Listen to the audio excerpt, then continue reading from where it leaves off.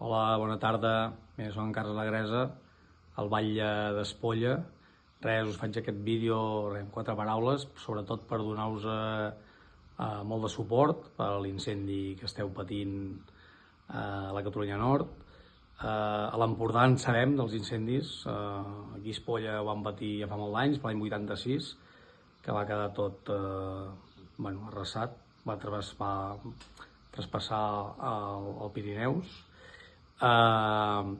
Bé, esperem que es pugui solucionar com més aviat millor, que els bombers puguin fer la seva feina, que aquests 10.000 persones que han hagut de marxar de casa seva puguin tornar a casa seva com més aviat millor, que el vent del nord no faci de les seves i sobretot ara estava escoltant les notícies a TV3 que no passi aquest massís dels Aspres, que segons ens han dit aquí es complicaria molt més la cosa.